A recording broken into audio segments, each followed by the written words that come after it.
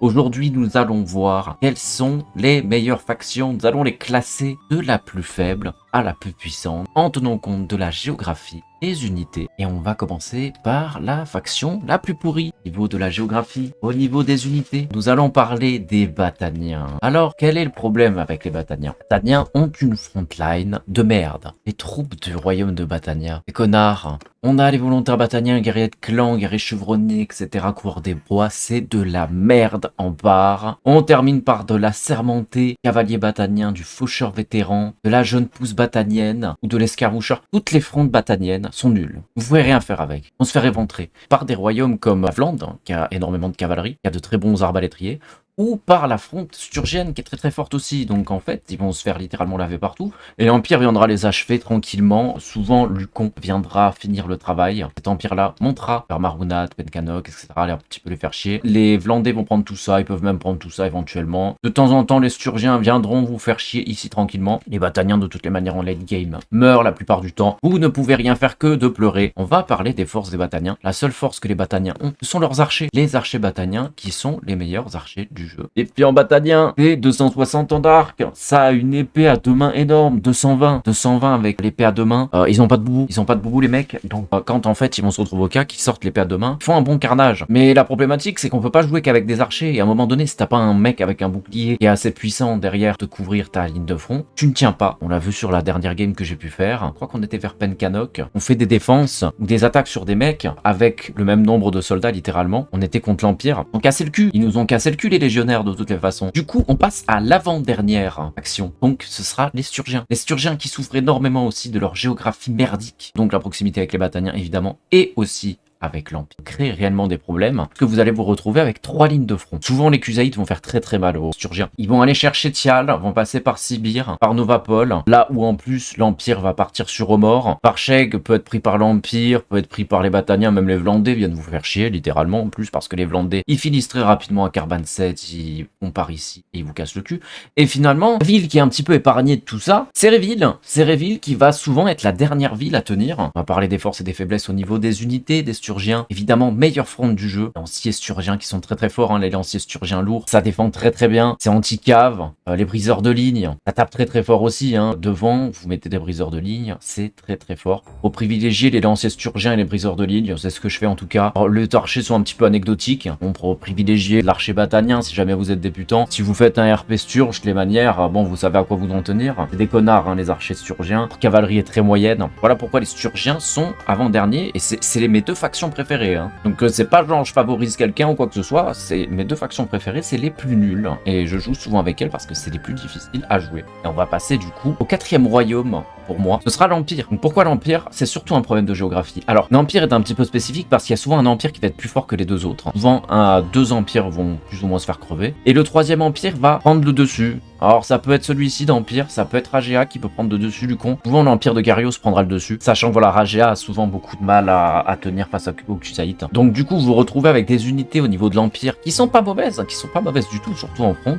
Puisqu'on a les légionnaires impériales qui sont une des meilleures unités de front. Hein. Clairement, c'est polyvalent. Ça tape bien. Ça défend bien les murs, c'est très fort en bataille. Ils ont des archers qui sont tout à fait corrects, hein. Les Palantins sont pas mauvais, ils ont des arbalétriers qui sont corrects. Donc les cataphractaires impériaux sont très bons. Ils sont très très bons, ils ont une bonne cavalerie, l'Empire.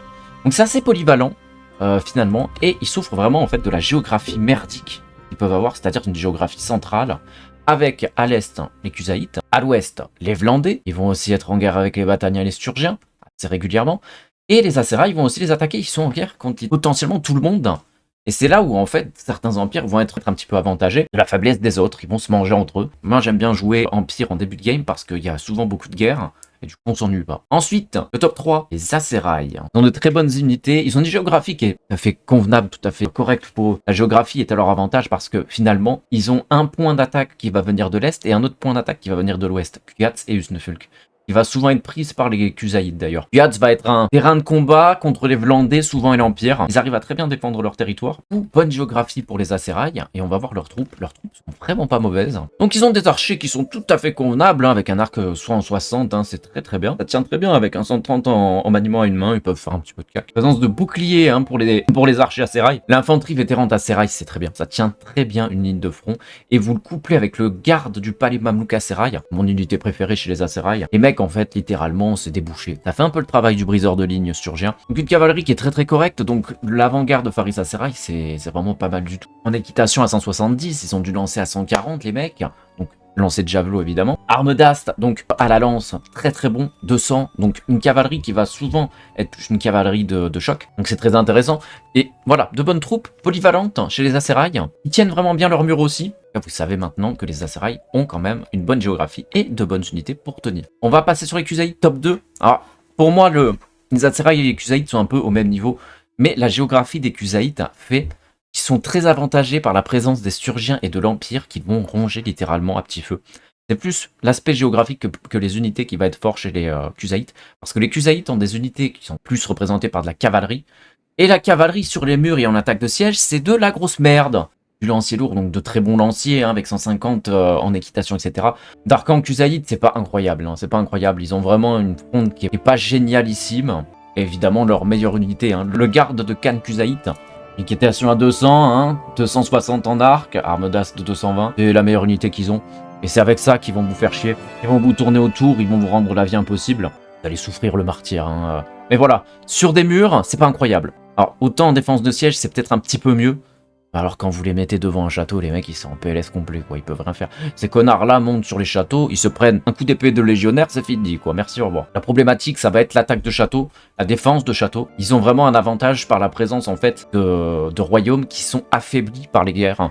Et eux vont avoir littéralement juste 3 guerres hein, maximum. Et on va passer du coup à ceux qui ont le plus de chance, à ceux qui ont le meilleur mapping, à ceux qui ont les unités les plus équilibrées, les Vlandais. Les Vlandais qui sont du coup à côté des Bataniens, des faibles Bataniens qui vont bouffer au fur et à mesure.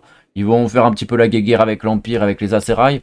Ça va être tranquille, les Vlandais aussi. Ils vont faire la guerre avec les Sturgiens, là aussi, ça va être un petit peu la balade. Ils n'ont pas trop de soucis au niveau géographie, ils vont plus attaquer que défendre. De temps en temps, ils se font un peu emmerder par les Aserai, mais franchement, il n'y a vraiment pas trop de problématiques. On va voir un petit peu les unités. Donc, on connaît surtout les Vlandais par leurs arbalétriers. Tireurs d'élite Vlandais, c'est très fort. C'est très fort pourquoi? Ces connards ont un bouclier déjà dans le dos.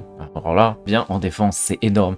Offensivement, c'est énorme aussi. Qu'est-ce qu'ils sont chiants, putain, à jouer. Ils vous font une vie d'enfer.